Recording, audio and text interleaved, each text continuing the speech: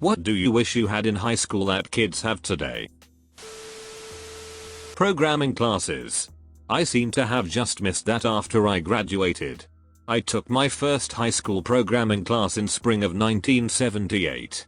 I went to the same high school as my dad. He did a programming class back in the 70s. From 2000 until a few years ago all the year was pretty much about using MS Office, Word, Excel, etc.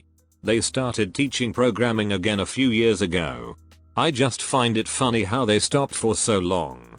I'm doing a degree in CS, so it would have been nice to have been introduced to it much sooner. I find it really interesting. My son is in his high school's robotics team. They have tons of tools to build robots to compete, including a big machine that cuts sheets of metal based on what digital file you send it. I'd have loved to have had that. When I was in high school, the most advanced tool I had access to was a dot matrix printer. I wowed my classmates with my complex report covers made with word art and highly pixelated graphics. Yeah, this. I mentor a first robotics team, and this is exactly what I would have wanted in high school. I was a total geek who was terrified of public speaking. Robotics would have given me a chance to use my skills and interests instead of hiding them, make friends with like-minded people and learn to communicate better. My high school had all kinds of sports teams and music clubs and drama and debate clubs and such, but if you were a nerdy kid like me your options were chess club. Robotics turned me into a full human. Public speaking, working with others, and in general being out of my shell. Not just on the teams but as a referee and head referee. I'm in college as an older person at the moment, and honestly, I wish I had the social dynamics lol. I was eating lunch and I heard two guys talking to each other, and he was showing his friend something on his phone and he was like, bro, she's beautiful, I can totally see you guys together, and it seemed to make the other guy really happy. I don't know if he was maybe feeling insecure about how he looks or whatever, but you could tell it meant a bit to him. It just seems less cliquey. Less every man for themselves. I'm sure there's plenty of holes, obviously. But just generally kids seem really nice and smart these days. Totally. I'm shocked, in a good way, at how supportive high school students are of each other compared to how it was when I was in school's late 90s early zeros. I volunteered with my work to talk to high school students about bullying, and they could have educated us honestly. During the summer of 2003 I was asked by the camp director at the camp I was working at to learn and perform a song, Don't Laugh at Me. It was part of our anti-bullying campaign led by Peter Yarrow, from Peter, Paul, and Mary.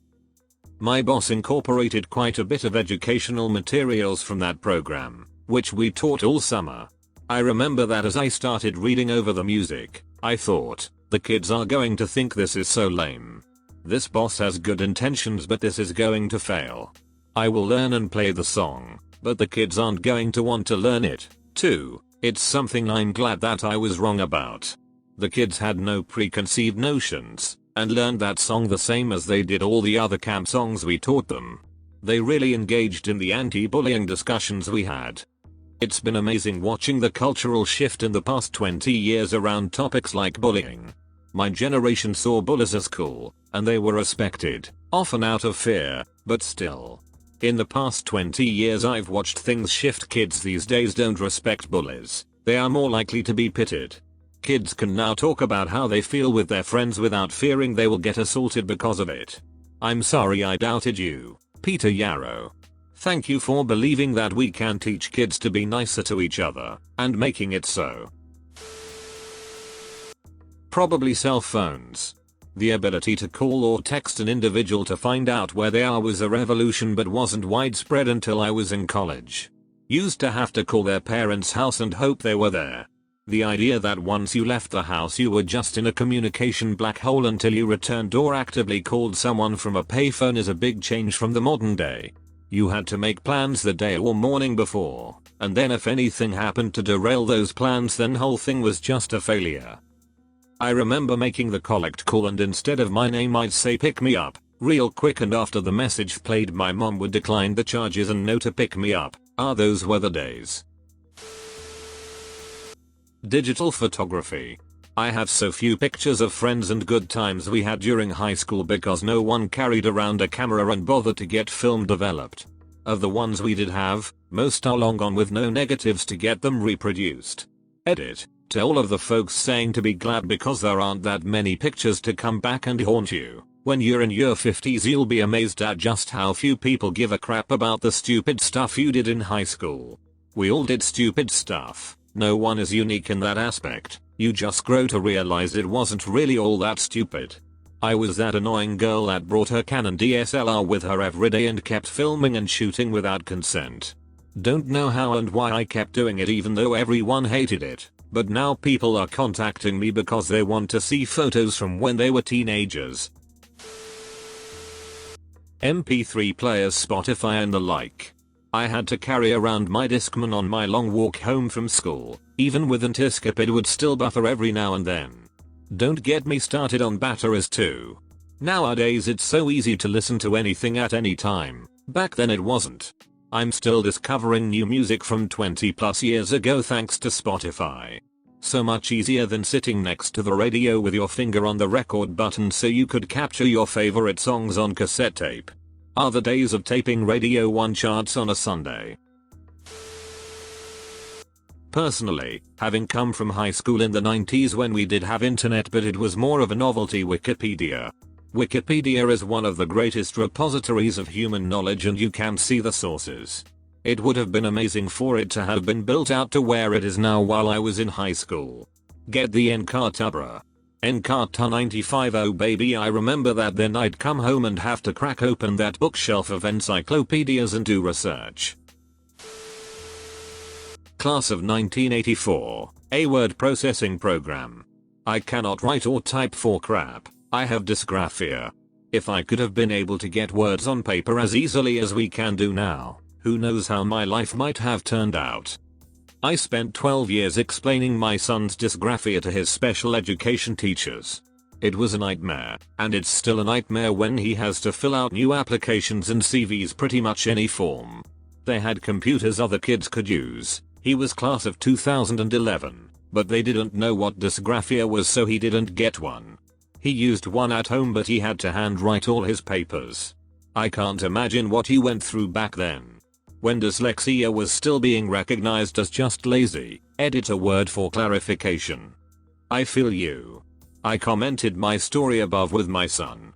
It's crazy how well technology helps him. I went to many school meetings over it. Tears were shed. It was awful trying to get anyone to hear me, let alone listen to me.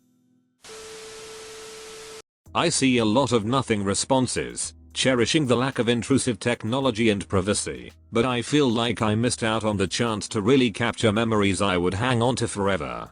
The only real pictures I have of friends from the time are so limited that it makes me sad. I graduated in 06, and I have one packet of lab developed pictures from one of those disposable snap and shoot cameras that a few of my friends and myself used. They are such fun pictures. They help me cherish the memories. Also, I was really into video editing at the time. My best friend and I were doing everything we could to film and edit lightsaber battles, with force lightning, force pulls, etc. My father works in insurance, and he had a digital camera that recorded low-res images to a 3.5 floppy. It recorded about 12 seconds of grainy image per shoot. We made do, and we had a blast. But, the idea of having a camera in our pocket that could easily film 4K and enable some truly epic short films? Bummer. Perhaps technology feels invasive in a sense, but it also gives you the ability to look back, and to innovate, and to explore. I second this. I bought a 3MP digital camera in my last year of high school. I used it all the time to record myself and my friends doing dumb stuff. It eventually broke and soon cell phones came along. But it would have been nice to have a decent camera on me at all times to capture the fun we had. Now I have a cell and I rarely use the camera. Funny how when things are no longer a novelty, you start taking them for granted. I do understand what you mean. I've only got a handful of hard copy images from when I was in high school that I love. However, as a high school teacher currently, having a camera in your pocket all the time is not as great as it sounds. It's not just the social media access, but a lot of students struggle to remember basic things without photos. There is some evidence to say that the more pictures, the less you actually remember being in that moment, and that is very true for a lot of my students. It also means every argument, embarrassing moment and bad head day also has a photo to go with it, and that is a massive contributor to the anxiety of students these days. Thanks for watching. Subscribe and like this video, so all your dreams can come true.